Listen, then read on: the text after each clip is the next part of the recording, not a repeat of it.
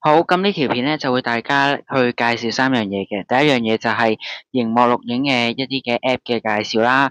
第二樣嘢就係介紹完嗰啲 App 之後，都要教大家點樣用嗰啲 App 嘅方法啦。咁啊，最後咧就係要測試下到底有冇聲嘅。咁啊，呢條片就會有呢三個步驟嘅。咁啊，首先咧要大家準備兩個 app 嘅，第一個 app 咧就係呢個 Cube ACR 啦，咁可以喺你嘅Android 嘅一個嘅Play 商店啦，或者喺Apple 嘅 Apple Store 都可以揾到嘅。咁啊，第二個 app 咧係一個熒幕錄影嘅 app 啦，咁啊呢個 app 咧我就覺得冇話限制用邊個 app 嘅，咁我個人咧就會用呢個 AZ Screen Recorder 呢個 app 咧去做呢個熒幕錄影啦，咁你哋都可以去下載一個app 去熒幕錄影嘅。好啦，咁啊喺呢個預備完呢個 app 之後咧，咁啊要教大家點樣用呢個係啦 AZ 呢個 app 啦。咁啊首先咧當我哋拍片嘅時候咧，我哋可以去呢啲每個 app 都有呢啲嘅設定嘅位置啦。咁啊首先咧可以咧譬如設定呢個嘅音源啦。咁音源嘅位置咧，大家要如果想喺拍片嘅時候聽到自己講嘢嗰把聲咧，就要撳呢個麥克風啦。咁啊，同一時間咧，如果要譬如接收到遊戲嘅聲音啦，咁就要撳內部音頻嘅。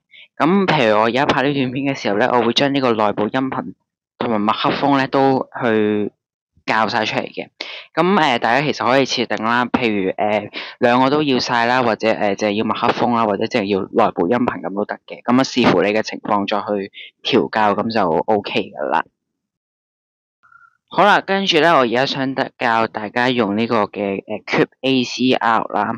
咁我哋點樣用咧呢個 app？首先咧，我哋要去設定呢個錄製嘅位置啦。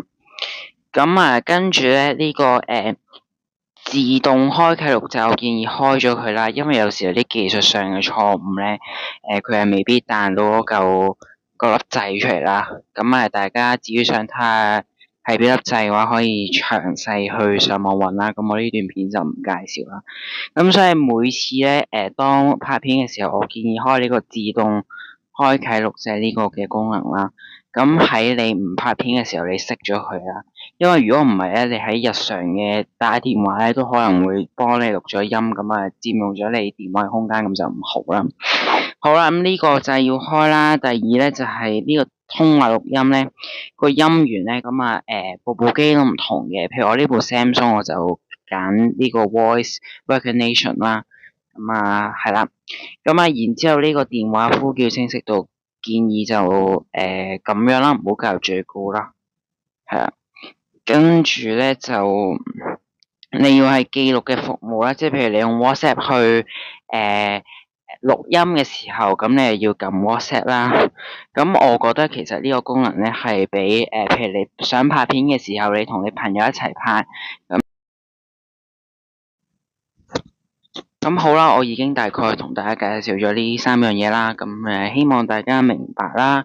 如果仲有啲咩問題，咁歡迎大家喺下邊揾我啦，或者係WhatsApp 啊、IG 啊各個方式揾我都得嘅。咁好啦，呢條片就嚟到呢度啦。